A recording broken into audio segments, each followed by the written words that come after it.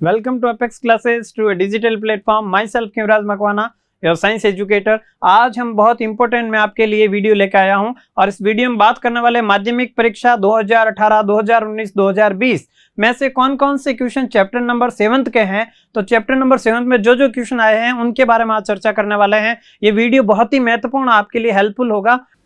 Next जो अभी बात करने वाले हैं वो है कौन से किसके बारे में, माध्यमिक परीक्षा 2020 में कौन से क्वेश्चन पेपर आए हैं और किस प्रकार इन पेपरों को आपको सॉल्व करना है। क्वेश्चन किस किस प्रकार के आए थे हमने इससे पहले जो अभी वीडियो में हमने देखा था, तो वो उस वीडियो में हमने ये देखा था कि भाई 2018 में और 2019 में किस प्रकार के क्वेश्चन आए थे, उनके बारे में चर्चा हो चुकी थी। अब अपन जो बात करने वाले हैं माध्यमिक परीक्षा 2020 और 2021 के बारे में कैसे क्वेश्चन आने वाले हैं उसके बारे में चर्चा करने वाले हैं। तो जल्दी से आप वीडियो को लाइक करते रहें, शेयर करते रहें, अपने दोस्तों को भेजें।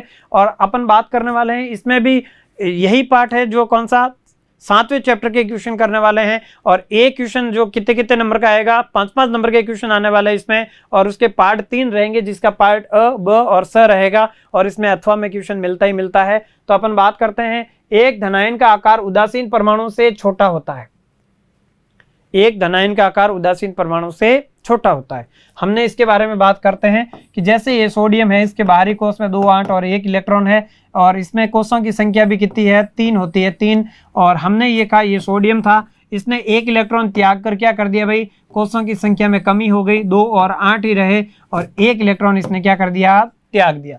तो ये तो था सोडियम और जो ये स्ट्रक्चर बनी ये किसकी है, सोडियम प्लस की। क्यों है कि 1 इलेक्ट्रॉन इसने क्या कर दिया, त्याग दिया।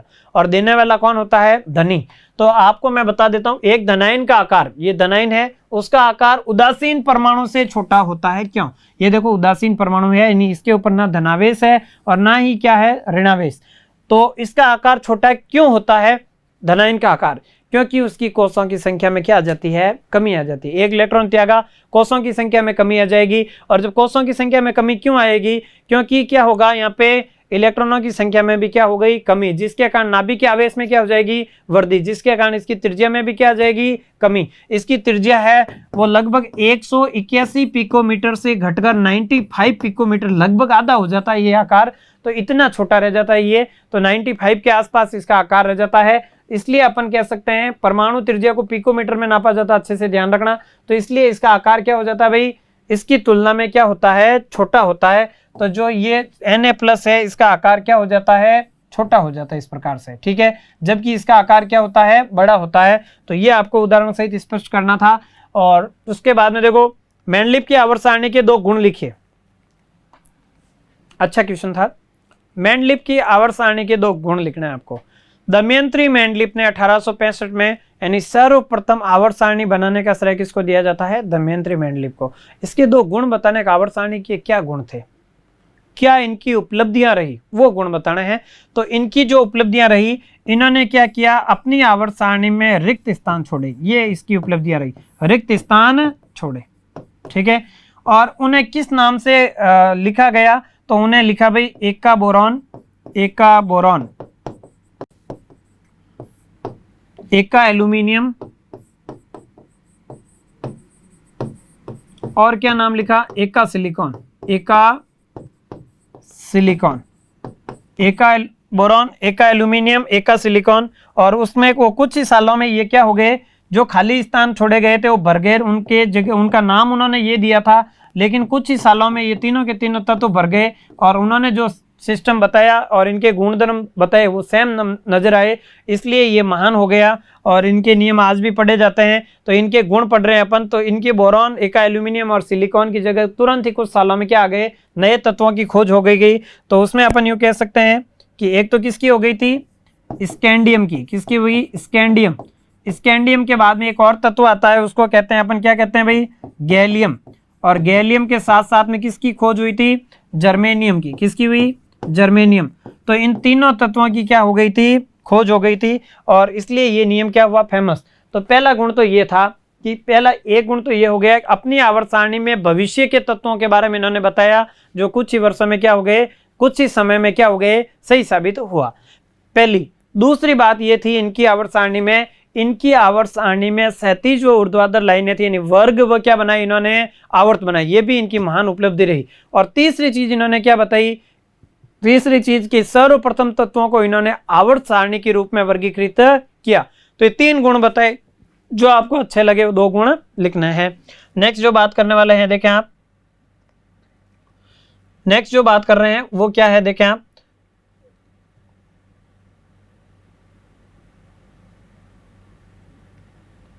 नेक्स्ट है निम्नलिखित तत्वों के परमाणु के घटते क्रम में व्यवस्थित कीजिए।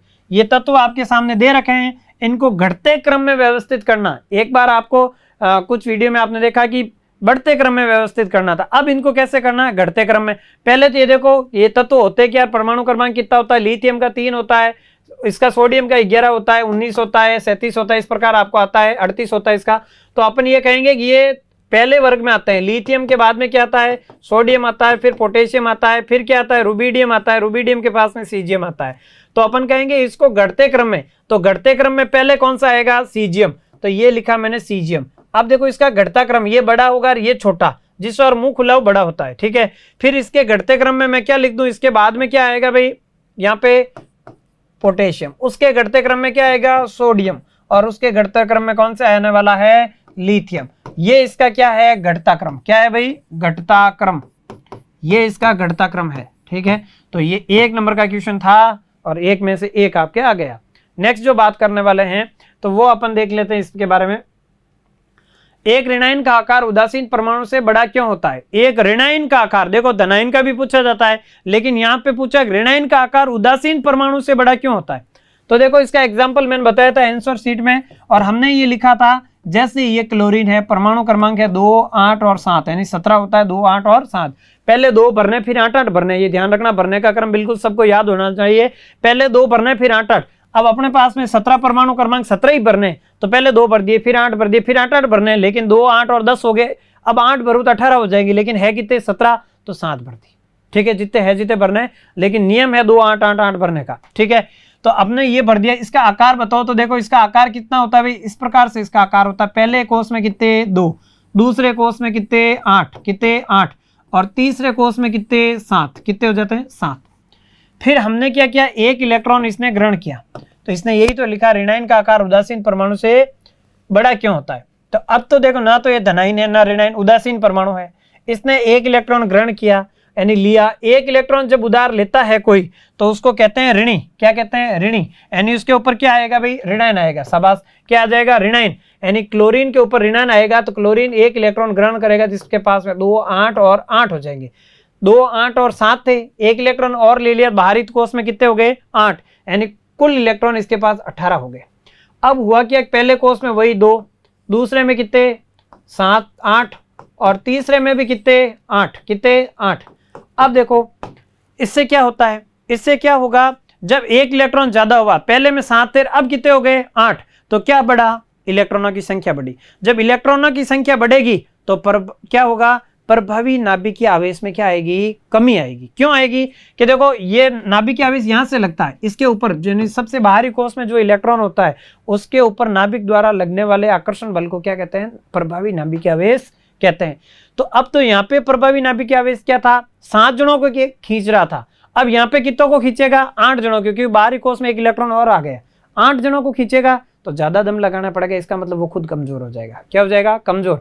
यानी नाभिकीय आवेश में क्या आएगी, कमी। जब प्रभावी नाभिकीय आवेश में कमी आएगी तो नो डाउट यह है कि परमाणु की त्रिज्या भी बढ़ेगी, परमाणु त्रिज्या के साथ साथ में परमाणु का आकार भी बढ़ेगा। तो किसका आकार बढ़ा, ऋणायन का। किसका बढ़ा, ऋणायन का। तो अपन कह सकते हैं कि उदासीन परमाणु से ऋणायन का आकार सदैव बड़ा होता है, सदैव ही बड़ा होता है। उदासीन परमाणु से ऋणायन का आकार सदैव बड़ा होता है, जबकि उदासीन परमाणु से धनायन का आकार सदैव ही छोटा होता है। ठीक है, तो ये बिल्कुल आई होप आपको समझ में आया होगा। नेक्स्ट जो बात कर रहे हैं वीडियो के इसके पार्ट में, तो वो कर रहे हैं मेंडलीव के आवर्त सारणी के 2 दोष बताइए।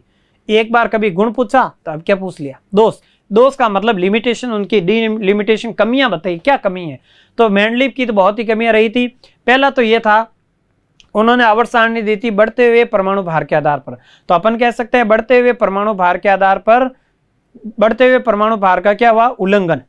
क्योंकि उन्होंने आयोडीन से पहले टेलुरियम को रख दिया था, लेकिन होता है कि आयोडीन पहले आता, टेलुरियम उसके बाद में आता था। एग्जाम्पल लेके मैंने समझाया था आपको। तो अपन कह सकते हैं बढ़ते हुए परमाणु भार, बढ़ते हुए परमाणु भार का उल्लंघन,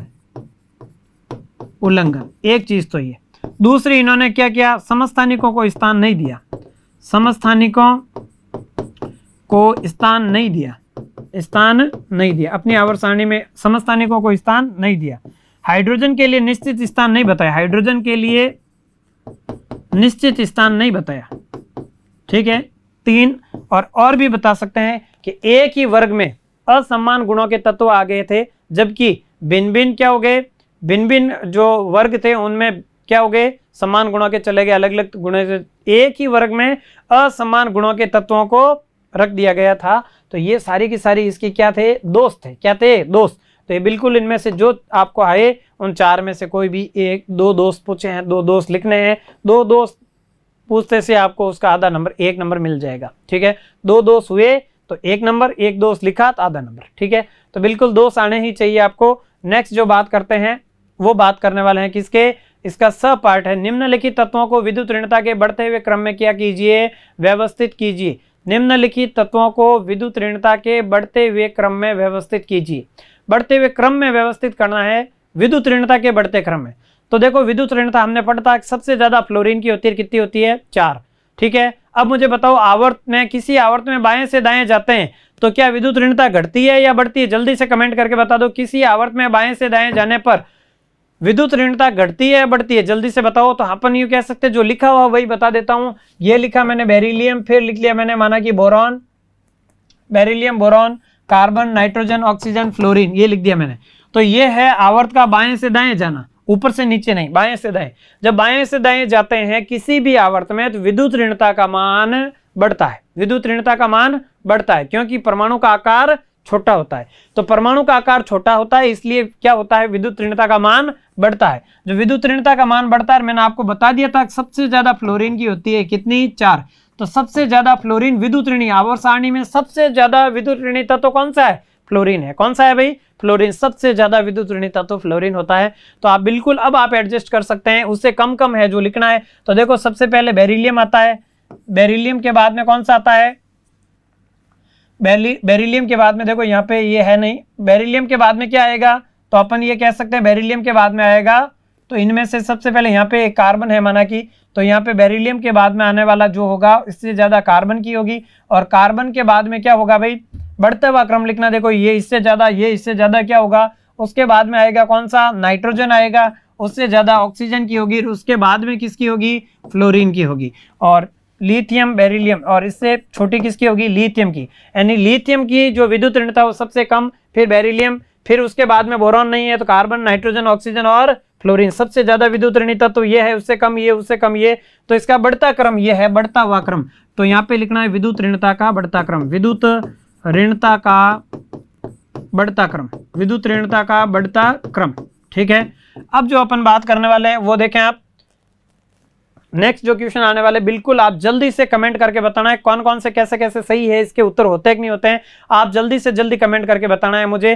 पहला क्वेश्चन है आपके लिए, आपको अब सद या 1 2 3 4 में से लिख देना कि इसका पहला राइट है या दूसरा राइट है, तीसरा राइट है। जल्दी से आप तैयार रहें, अब आपका सेशन आ चुका है, आप बिल्कुल ये बताएंगे। तो मुझे बताओ तत्वों का प्रथम आवर्त वर्गीकरण किसने दिया था, तत्वों का प्रथम आवर्ती वर्गीकरण किसने दिया था, ठीक है।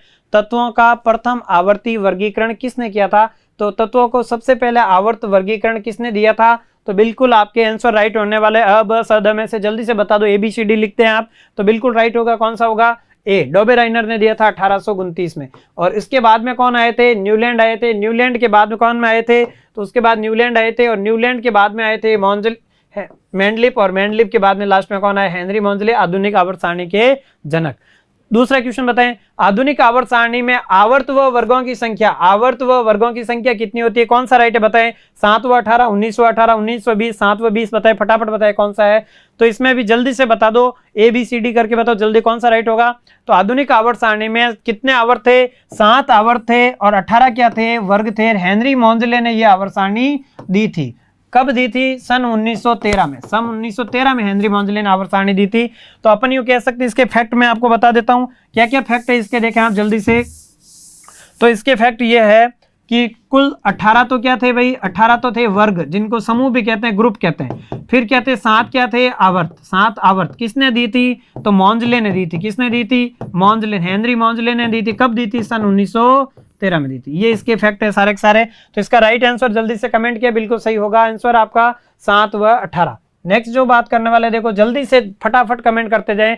आवर्त सारणी में परमाणु आकार वर्ग में ऊपर से नीचे जाने पर क्या होता है। किसी वर्ग में जब ऊपर से नीचे आते हैं तो परमाणु का आकार क्या होता है, घटता है, बढ़ता है, अनियमित रहता है या स्थिर रहता है।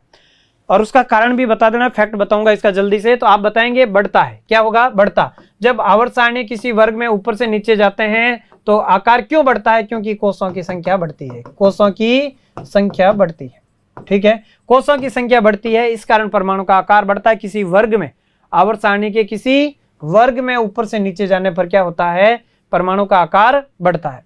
फिर वैन डेर वाल्स त्रिज्या सहसंयोजक त्रिज्या से कैसी होती है, छोटी होती है, बड़ी होती है, अनियमित होती है कि समान होती है, बताएं जल्दी से कमेंट्स करके बता दो। देखो वैन डेर वाल्स त्रिज्या को मैं बता देता हूं। वैन डेर वाल्स त्रिज्या को क्या कहते हैं, RW। सहसंयोजक त्रिज्या को कहते हैं RC। तो मुझे बताओ कौन सी बड़ी और कौन सी छोटी, जल्दी से कमेंट करके बता दो।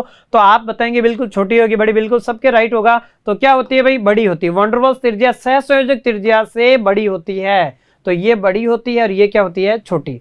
तो आंसर राइट कौन सा होगा, बी।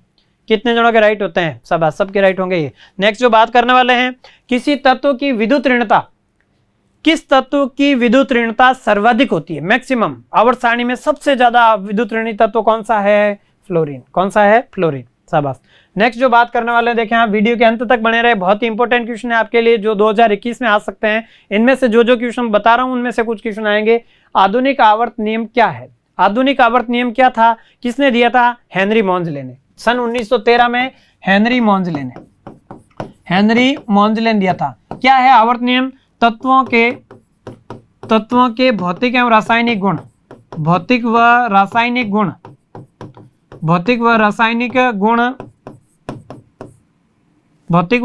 गुण, उनके परमाणु भारों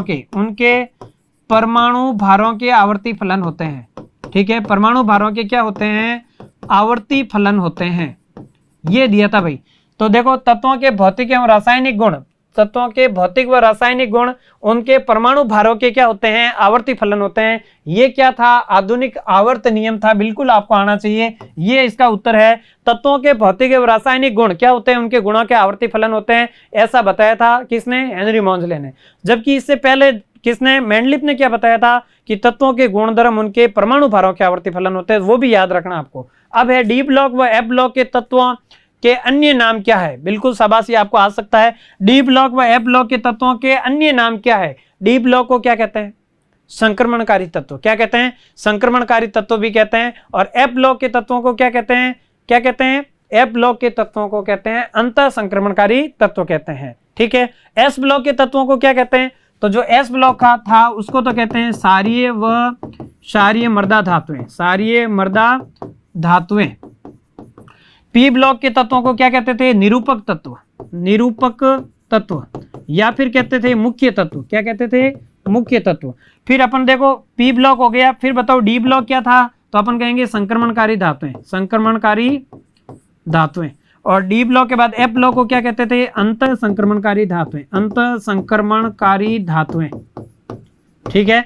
तो ये बिल्कुल आपका राइट होगा ना। देखो इस वीडियो के अंत में बिल्कुल कम समय का टाइम है आपके लिए। अब प्रभावी नाभिक के आवेश से आप क्या समझते हैं, एक वर्ग व आवर्त में किस प्रकार से परिवर्तित होता है, बिल्कुल अच्छे से आपको ये करना है। प्रभावी नाभिक के आवेश क्या होता है, ये कोई एक परमाणु है और उस परमाणु में यहाँ पे एक इलेक्ट्रॉन स्थित है, ये है नाभिक। तो इस नाभिक द्वारा परमाणु के बाह्यतम कोश में उपस्थित इलेक्ट्रॉन पर क्या होता है, एक बल महसूस होता है, नाभिक द्वारा एक बल महसूस किया जाता है। उस बल को क्या कहते हैं, नाभिकीय आकर्षण बल कहते हैं, जिसको प्रभावी नाभिक आवेश कहते हैं। यानी देखो किसी परमाणु के बाह्यतम कोश में उपस्थित इलेक्ट्रॉन पर नाभिक द्वारा लगाए गए आकर्षण बल को ही क्या कहते हैं, प्रभावी नाभिक आवेश कहते हैं। जो ये इलेक्ट्रॉन है, इस इलेक्ट्रॉन द्वारा जो नाभिक द्वारा लगाया गया आकर्षण बल होता है, उसी को अपन क्या कहते हैं, प्रभावी नाभिक आवेश कहते हैं। अब देखो किसी वर्ग या आवर्त में किस प्रकार परिवर्तित होता है, तो जब प्रभावी नाभिक आवेश, जब किसी आवर्त में बात करते हैं, पहले यहाँ पे वर्ग लिखा है, वर्ग में बात करें पहले आवर्त में बात कर देते हैं। आवर्त में, किसी आवर्त में बाएं से दाएं जाते हैं तो ये ध्यान रखना प्रभावी नाभिकीय आवेश में वृद्धि होती है। क्यों होती है नाभिकीय आवेश में वृद्धि? क्योंकि क्या होता है, जब बाएं से दाएं जाते हैं प्रभावी नाभिकीय आवेश बढ़ता है, और जिसके कारण क्या होगा, जिसके कारण परमाणु की त्रिज्या में कमी आएगी, आकार भी क्या होगा, छोटा। तो आवर्त में तो क्या होता है, प्रभावी की नाभिकीय आवेश बढ़ेगा, क्या होगा, बढ़ेगा। और अगर किसी वर्ग में ऊपर से नीचे आते हैं, किसी वर्ग में ऊपर से नीचे आते हैं तो नाभिकीय आवेश में क्या आती है, कमी आती। क्यों आती है? क्योंकि कोषों की संख्या बढ़ती है। क्या बढ़ती है भाई? कोषों की संख्या बढ़ती है, जिससे इलेक्ट्रॉन की नाभिक से क्या बढ़ जाती है, यहाँ से ऐसे, तो नाभिक से क्या बढ़ जाती है, दूरी बढ़ जाती है। जब नाभिक से दूरी बढ़ेगी तो इलेक्ट्रॉन क्या होंगे, नाभिक से ढीले बंधे होंगे, अर्थात क्या होगा, प्रभावी नाभिकीय आवेश कमजोर हो जाएगा। ठीक है, और आकार भी परमाणु का क्या होगा, बड़ा होगा। आई होप ये वीडियो आपको समझ में आया होगा, और मैं नेक्स्ट हर टॉपिक के अंत में ऐसे ही वीडियो लेके आऊंगा। बोर्ड की पूरी 100% आपको प्रिपरेशन करवाने वाले हैं हम आपको। तो वीडियो ज़्यादा से ज़्यादा अपने दोस्तों को शेयर करें, लाइक करें। तब तक के लिए आप बहुत आपको धन्यवाद, बहुत आपका धन्यवाद, बहुत आभार। Thank you. सब्सक्राइब करें हमारा apex classes edutech YouTube channel, साथ ही बेल आइकन को क्लिक करना बिल्कुल ना भूलें, ताकि आगे आने वाले सभी यूट्यूब वीडियोस की अपडेटेड नोटिफिकेशंस सबसे पहले आपको मिले। Apex classes edutech, subscribe now.